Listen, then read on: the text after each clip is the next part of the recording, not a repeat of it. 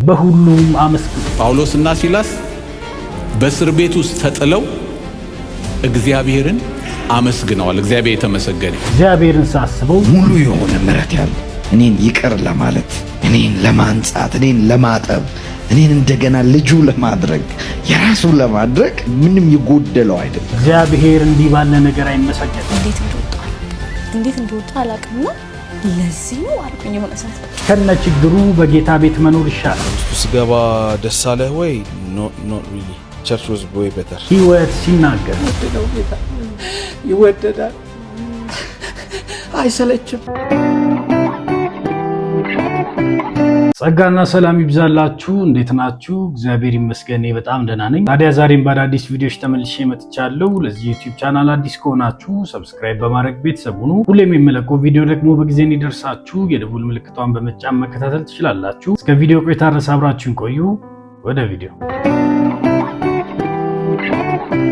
ጳውሎስና ሲላስ በእስር ቤት ውስጥ ተጥለው እግዚአብሔርን አመስግነዋል። እግዚአብሔር የተመሰገነ ይሁን። አሜን። ይህን ነገር ሲነግራቸው ዝም ብሎ ከባዶ ሜዳ ላይ ተነስቶ አይደለም። ጳውሎስ ትልቅ ምሳሌያቸው። በመከራ ውስጥ ለሚያልፉ ሰዎች፣ በትልቅ መጋደል ውስጥ ለሚያልፉ ሰዎች፣ በስደት ውስጥ ለሚያልፉ ሰዎች አመስግኑ ይላቸው። ይህን ሲላቸው ደግሞ የሚያመሰግን ሰው ነበር። እግዚአብሔር የተመሰገነ ይሁን። የሚያመሰግን ሰው ነበር ጳውሎስ። ክብር ለእግዚአብሔር ይሁን። አዎ ይቻላል ወገኖች፣ እስር ቤት ውስጥ ሆኖ ማመስገን ይቻላል። ይቻላል። እግዚአብሔር የተባረከ ይሁን። አምላካቸውን የሚያውቁ እግዚአብሔር ማን እንደሆነ የሚያውቁ ክብር ለእግዚአብሔር ይሁን። እስር ቤት ከምስጋና ያጎላቸው። የመከራ ቦታ ወይንም የህይወት ውጣ ውረድ ከምስጋና አያጎላቸው። እግዚአብሔር ትልቅ አምላክ ነው። ከሁኔታዎች በላይ እግዚአብሔር ትልቅ አምላክ ነው። ከችግሮች በላይ እግዚአብሔር ትልቅ አምላክ ነው። ምናልባት የሰይጣን ምኞት እግሮቻቸው በእንጨት ተጠርቀው ምናልባት ሲያለቅሱ እግዚአብሔርን ሲያማርሩ መስማት ተመኝቶ ሊሆን ይችላል።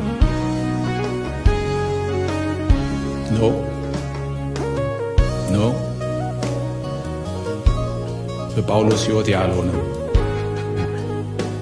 አብሮት ወንጌልን ሊሰብክ በወጣው በወንድሙም ሕይወት ያልሆነም፣ ነገር ግን እግዚአብሔርን በዝማሬ ያመሰግኑት ነበር። ዋው! ክብር ለእግዚአብሔር ይሁን። አሜን። እግዚአብሔርን በሁሉ እናመስግነው። እግዚአብሔር በሁሉም ይመሰገናል።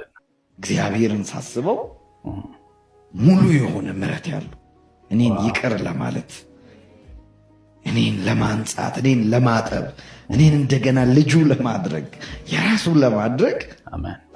በቃ ፉል ምንም ይጎደለው አይደለም። ስቲል በቃ ወደቅኩ በምልበት ሰዓት ያ ሙሉ የሆነ ምሕረት ይታየኛል። እንድነሳ አቅም ይሆነኛል። እንድታጠብ ምክንያት ይሆነኛል። እንድነጻ አሁንም መዓዛዬ ይፈልገዋል እንድል በቃ መደገፊያ ይሆነኛል። ዙፋኑ ራሱ የጸጋ ዙፋን ነው። ወደ ጸጋው ዙፋን ፊት በእምነት እንቅረብ። እውነት ነው እና ሙሉ ነው በምህረት የተሞላ የሚለው ቃል የመዝሙሩ ዜማ ላይ ለመጮህ አይደለም ያልኩት፣ ባይዘው ለየት ለማድረግም አይደለም። ጮኬ ነው ራሴን ያገኘሁት። በምህረት የተሞላ ብዬ ያንን ዜማ ብየው ነው በቃ ፈንቅሎ ነው ከውስጥ ይወጣል። እና ታላቅ አምላክ ሲሰማ በምህረት የተሞላ ማንነቱ ሲገለጥ you have enough reason በቃ enough reason በቃ እንዳልከው የአምልኮይ መዓዛ ሽታ ዙፋንህን ይክበበው ብለህ ለመቅረብ በምህረት ታጅበህ ነው። ድፍረት በቃ እንድቆም ምክንያት ሆነ። ራሴን እንድረሳ ምሕረቱን እንዳስብ ሃሌሉያ እንደገና መቆም እንደሚቻል እንደገና ምስጋና ማቅረብ እንደሚቻል ራሱ ምሕረቱ ለመቆም ምክንያት ሆነኝ እና በምህረት የተሞላ ታላቅ አምላክ ነህና አስብ።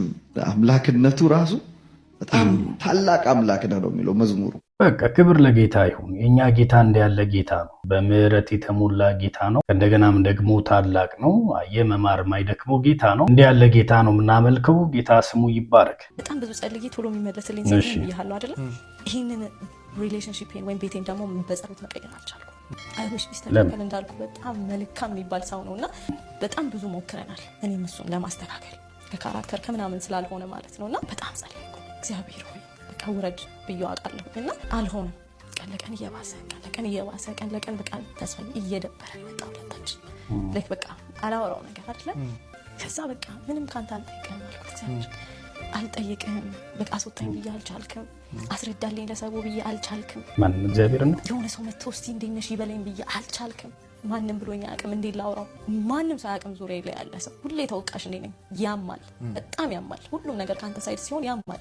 የምትኖረውን አንተ ነው የምታውቀው፣ የምታልፍበትን መንገድ አንተ ነው የምታውቀው፣ መኝታህን አንተ ነው የምታውቀው፣ ቀንህን አንተ ነው የምታውቀው። ይመስለኛል በትዳር ማዕከል ያለ ጉዳይ ነው። ነገር ግን ደግሞ እሱ በጣም ጥሩ ሰው ነው እንደምትናገረው ከሆነ። ነገር ግን ደግሞ ትዳሩ ቆንጆ አልሆነም ነው የምትለው። ከጊዜ ወደ ጊዜ እየተባባሰ መጥቷል። ማስተካከልም አልቻልንም። እግዚአብሔርም የኔን ጉዳይ ለሰዎች ሊያስረዳ አልቻለም። ሰው መጥቶ እንዴት ብሎ አልጠየቀኝም ነው የምትለው።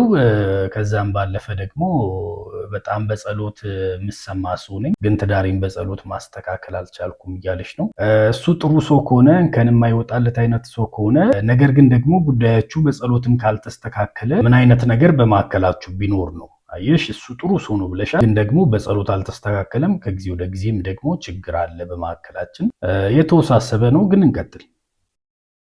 እግዚአብሔር ሆይ መንፈስ ቅዱስን ብቻ ውሰድ ያጽናናኝ ቢያንስ ብላለሁ። ሁሉ የሆነ ጊዜ አልቅሻ አልጽናና ጸልያ አልጽናና ውስጤ አልቆ ማለት ነውና አንድ ነገር አንድ ነገር ብጠይቅ እሷን ወሰድካ እሺ ግደለኝ፣ በቃ ግደለኝ። ለከዚህም ሲኦል የሆነ ህይወት ኖሬ እዛም ለምን ሲኦል ገባለሁ። ውሰደኝ አንተ ከጠቀምኩ እዚህ ደስተኛ ነኝ ማለት ካልቻልኩ ውሰደኝ እዛ እኔ ካንተ ጋር በዛውም ልክ ደግሞ ሳላስበው በቃ ከዛ ምን መለማመድ ጀመርኩኝ። ለሰውም ባስረዳ ምንም ባረግ ምንም እንደማይፈጥርልኝ ሳቅ ጾም ጸሎት እንኳን ጀመርኩ። አጉሜ ላይ አስታውሳለሁ 5 ቀን በደረቴ ደስብኝ ጸለይኩ። ጌታ ሆይ 3 ዓመትን አልፌዋለሁ፣ ይቅር በሉኝ እሺ። በአጉሜ ላይ 5ቱንም ቀን በደረቷ ተስባን ይጸለየችው። እንዴት እንደምወጣ አላውቅም፣ እንዴት እንደሚስተካከል አላውቅም፣ እንዴት እንደሚቀየር አላውቅም። ግን ባልጠበቁትና ባላሰብኩት መንገድ ከዚህ ታስወጣ አሳየኝ፣ ወይ ደግሞ መስተካከል የሚችል ከሆነ አስተካክለ አሳይ። በነገራችሁ ላይ ምን አለ መሰላችሁ፣ እግዚአብሔርን አንዳንድ ጊዜ የኛ ደጋፊ ለማድረግ የምንሄድበት መንገድ በጣም አጸያፊ። ምክንያቱም እግዚአብሔርን ከዚህ ትዳር አስወጣኝ ብለ አጸልይም ምናምን፣ እግዚአብሔር የሰላም አምላክ እንደሆነ ይታወቃል። እንደው ደግሞ እንዳልሽው ሰውየው ቆንጆ ባህሪ ካለው ምናልባት እግዚአብሔር ለሱ ሁሉ ሊደረብ ይችላል። ያም ሆነ ይህ ግን በማዕከላችሁ ምንም ይኑር ያ የኔ ጉዳይ አይደለም። ግን እግዚአብሔርን በአንዳንድ ጸቦች መካከል ማስገባት እግዚአብሔር ለሌላኛው ጠላት ለኛ ደግሞ ወዳጅ ከእንደገናም ደግሞ ለኛ ተዋጊ ሌላኛውን ደግሞ የሚያሳድድ አድርገን ስንስለው ሰዎች ጋር ትንሽ ጥሩ ያልሆነ ነገር ይፈጥራል። አገኛችሁኝ? ደግሞ ጭራሽ በትዳር መሃል በጣም የቅርብ ሰው ኮንሹ ሰው ጋር እንደዛ በሚዲያ ላይ ወጥተሽ ስትናገሪ ለዛም ሰው ልክ አይደለም፣ ለኛም ለምንሰማው ራሱ ልክ አይደለም። አይ እግዚአብሔር ከዚህ ነገር አውጣኝ ምንም ባልተፈጠረበት ነገር። ምክንያቱም ሰውየው ጥሩ ነው ያልሽውን ስለያዝኩኝ ግን አሁን በዛ ነው የምሄደው። አየሽ፣ ለዛ እግዚአብሔር ለኛ ተዋጊ ሌሎቹን ደግሞ ወጊ አድርገን ስናስበው አስቸጋሪ ነው እና የምትናገሩትን ነገር ትንሽ ያዝ አድርጉ። እሺ፣ ስትመጡ ወደዚህ ትንሽ ያዝ እያደረጋችሁ ነው፣ ካልሆነ አስቸጋሪ ነው የሚሆነው። አየህ፣ እግዚአብሔርን ሌላው ወጊ ለአንተ ደግሞ ተዋጊ አድርገህ ማቅረብ የለብህም። እግዚአብሔር የሁሉ አባት ነው ይላል መጽሐፍ። በቃ እንደዛ ማመን መቻል አለብህ። እግዚአብሔር ለሱም ላንቺም ነው አባትነቱ። አየሽ፣ እንደዛ ይሆን። እሺ እንቀጥል። ችግር ስለሌለብኝ ከዛ ሰው ማለት ነው ችግር የለም እንዳልኩ ነው እንትኑ ብዬ ምልክፋት የለበትም። በቃ ወይ አስተካክል ወይ በማላውቀው መንገድ አስወጣኝ ብዬ 5 ቀን አረሳም ጸለይኩ። በስማ እንዴት እንደወጣ አላውቅምና ለዚህ የሆነ ሰፈች ለዚህ ነው በሬን ያደርኩት የሚባለው አባባት እዚህ ላይ አልሰጠግም። ለዚህ ነው እንደዛ ዋጋ የከፈልኩት፣ ለዚህ ነው እንደዛ ያለቀስኩት፣ ለዚህ ነው እንደዛ 10 ራሴን ላጠፋ የሞከርኩት አልኩኝና ስወጣ እንዳልኩ ነው ስገባ ምንም ፐርፐዝ ኖሮኝ አልገባም። ለዚህ ነው የገባሁት፣ ለዚህ ነው የገባሁት የማብራራው ነገር የለም። እግዚአብሔርም እሱም እኔም ቤተሰቦቼም ስለምናውቅ ከማንም በላይ ቤተሰቦቼ አውቃለሁ ለምን እንደገባሁ እና ስወጣ ምንም ነገር አለ በነገርሽ ላይ አሁን ያነሳሻቸው ነገሮች እግዚአብሔርን ለማመስገን ምክንያት ሊሆኑ አይችሉም። አየሽ አንጂ ከትዳርሽ ተፋተሽ ባልሽን ፈተሽው ሳላቅ ወጥቼ የተገኘው ለዚህ ነው እንዴ በሬን ያረድኩት ብለሽ እግዚአብሔርን ማመስገን አትች። የፈታሽው ትዳር ነው። በነገርሽ ላይ እግዚአብሔር የሚከብርበት ተቋም ነው።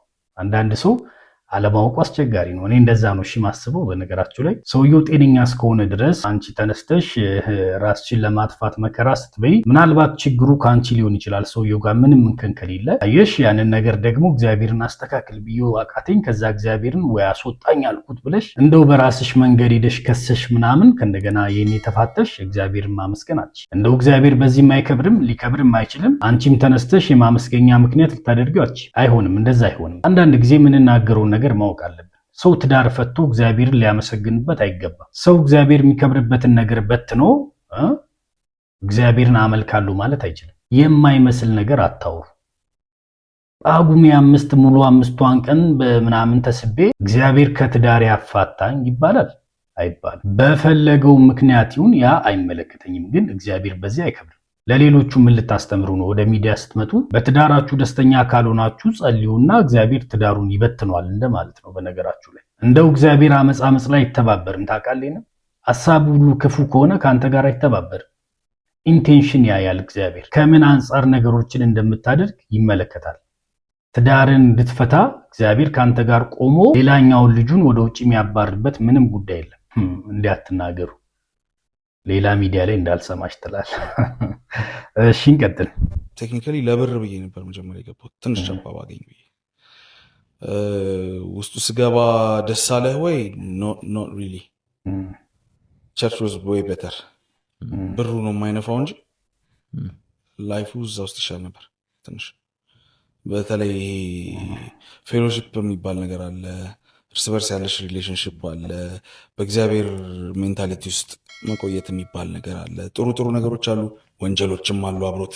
ሾታለም የቸርች ሙዚቀኛ ነበር። ከቸርች ወጣና ወደ ዓለም ሙዚቃ ምናምን ገባ። ከነ ችግሩ ግን ቸርች ይሻላል። የቸርች ህይወት ቆንጆ ነው። ከእግዚአብሔር ጋር ህብረት ታደርጋለህ፣ ከሌሎቹም ሰዎች ጋር ደግሞ ወዳጅነት ይኖራል። ያን ህብረት ደግሞ ተጠቅመ ብቸኝነት እንዳይሰማ ያደርጋል እያለ ነው። እና ከጌታ ቤት እንዳትወጡ እሺ፣ በደንብ ስሙት። ያ ሁሉ እንዳለ ሆኖ ግን የቤተክርስቲያኑ ትንሽ የሚጠነክር ይመስለኛል። ሰማው ሜቢ ኢንቫይሮንመንቱ አሁን የዘፈን አካባቢ ሲሆን ከሆነ ነገር ዘፈን ላይ በቃ ከአንተ ብዙ ነገር የሚጠበቅ ነገር አለ። እዛ ጋር ግን ማገልገልህ በቂ ነው። እውነት ነው፣ ማገልገልህ በቂ ነው። ሳምታይምስ ያቺ ተስፋ ትሰጣለች ምናምን፣ ብቸኝነት አይሰማህም። ያለው ሶሻል ስትራክቸሩ እንደዛ እንዲያደርግም የሚፈቅድም ነገር አይደለም። ሌትስ ሴ ፓስተር አለ አይደል? ፓስተር ካለ ፓስተር ጋራ እንትን ትላለህ። እኔ እንደውም ያን ያህል ሪሊጂየስ ምናምን የምባል አይነት ሰውም አልነበርኩም። ሆነስትሊ አምንበታለሁ በእግዚአብሔር። ኦፍኮርስ የማያምን ሰው ካለ ይገርመኛል። ግን ይሄ ባይ ዘ ቡክ ምናምን ብለህ እንደዛ አይነት ቫይብ ምናምን የለውም። ያስረዳበት መንገድ አስቆኛል። ምን እያለ ነው? ቤተክርስቲያን ውስጥ ያለው ነገር ቆንጆ ነው፣ ነገር ግን እኔ ገንዘብ ስላላገኙኝ ከዛኛው መስመር ወጣውና ወደ ዓለም ገባውኝ። እንደዛም ሆኖ ግን በዓለም ያለው ሲስተም አይመችም፣ ከነችግሩ ከነመከራው ቤተክርስቲያን ውስጥ ያለው ነገር ደስ ይላል ነው እያለ ያለው። አያችሁ፣ በእግዚአብሔር ቤት ውስጥ የሚገኝ ሰላም በዓለም እንደሌለ ብዙዎች ይመሰክራሉ፣ ከመጡ በኋላ ወይም ደግሞ ከሄዱ በኋላ። ለዛ ነው መጽሐፍ ቅዱስም እኔ የምሰጣችሁ ሰላም ዓለም እንደሚሰጣችሁ አይደለም፣ እኔ ሰላሜን እሰጣችኋለሁ ደግሞ እተውላችሁ የሚለው። አያችሁ፣ በዓለም ካለው ይልቅ በእግዚአብሔር ቤት ውስጥ ያለው ሰላም የተለየ። ለዛ ነው በጌታ የሆኑ ሰዎች ወደ ዓለም ሲገቡ ቀድሞ ከነበራቸው ነገር ወርዶ ህይወታቸው በጣም በጦርነት ተሞልቶ ሰላም አጥተው የሚመለሱት። አየ፣ በዓለም ውስጥ ሆነው ይመሰክራሉ፣ በእግዚአብሔር ቤት ውስጥ ያለው ሰላም የትም እንደሌለ ይነግሯል። ታዲያ በእግዚአብሔር ቤት ውስጥ ያላችሁ ሰዎች ይህንን ሰላም አስጠብቃችሁ ከዚህ ጌታ ጋር በሰላም መኖር እንዴት ያለ ትልቅ ስጦታ እንደሆነ ማወቅ አለባችሁ። በእናንተ ዘንድ ያለው ሰላም በዓለም የለም። ከእንደገናም ደግሞ በእናንተ ቤት ያለው እረፍት በዓለም የለም። ምንም እንኳ ገንዘብ ብታጡ በእጃችሁ የሚታይ ነገር ባይኖርም እግዚአብሔር በልባችሁ በክርስቶስ ኢየሱስ በኩል ያፈሰሰው ሰላም በዓለም ያለ ሰላም አይደለም። አያችሁ፣ እኛ ጋር ያለው ነገር በክርስቶስ በኩል የተለየ ነገር፣ ችግርና ሁኔታ የማይቀይረው በክርስቶስ ላይ ያለን ሰላም ዘላለማዊ የሆነ ሰላም። ለዛ በጌታ ቤት ውስጥ ያላችሁ ሰዎች ይህንን ነገር አስጠብቁ። አንተም ደግሞ ወንድሜ እውነቱን ስለምታውቀው ወደዚህ ጌታ ተመለስ። መጽሐፍ ቅዱሳችንም ሲናገር ዓለምና ምኞቱ ያልፋሉ አለ፣ አንተም ደግሞ ወደማያልፈው ጌታ ተመልሰ ሰላምን ማስጠበቅ ትችላለህ። ውድ ነው ጌታ፣ ይወደዳል፣ አይሰለችም። ሕይወት ሲናገር ተመልከቱ። አይሰለችም። እሱ ከአባትም አባት ከእናትም እናት ነው። እሱ ያውቃል በስንተኛው ሰዓት በየትኛው ጊዜ በእንዴት አይነት ሁኔታ የራሱ የሆነውን እንዴት እንደሚያመጭ። ጨካኝ ይመስላል። በ5ኛ ቀን 5 ቀን እርቦኝ በ6ኛው ቀን መንጋጋዬ ተይዞ መዘመር አቅቶኝ ኑሮ ከጌታ ከኢየሱስ ጋር ለእኔ አሁን ማፌዝ አይመስልም። ማፌዝ ይመስላል። እግዚአብሔር ማፌዝ ይመስላል። በተፈጥሮ የሚጸልም የሚጫወት ይመስላል። እግዚአብሔር እስኪገባ ድረስ ከባድ ነው። የእግዚአብሔር ቋንቋ፣ የእግዚአብሔር አደራረግ ከባድ ነው። እንዲህ አድርጎ ከባቡር ጣቢያ ከ40 ሲጋራ መካከል መጥቶ ወሰደኝ። እናት አባቴ ወልደው ጣሉኝ።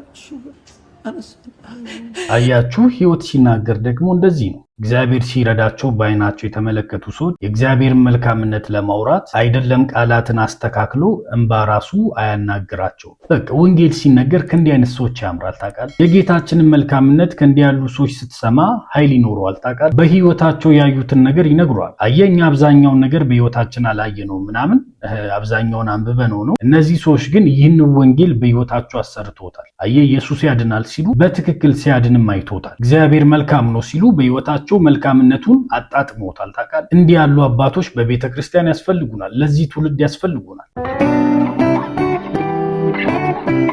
እንግዲህ ለዛሬ ይዤላችሁ የመጣሁት ቪዲዮዎች እነዚህን ይመስሉ ነበር። ቪዲዮቹ ቆንጆና አስተማሪ ከነበሩ ላይክ እና ኮሜንት ማድረጋችሁ እንዳትረሱ። ከወደዳችሁ ደግሞ ለወዳጆቻችሁ ሼር አድርጉላቸው። ቀጣይ በሌላ ቪዲዮ እስክንገናኝ ድረስ መልካም ቆይታ ይሁንላችሁ። ጌታ ኢየሱስ ዘመናችሁን ይባርክ። ተባረኩ።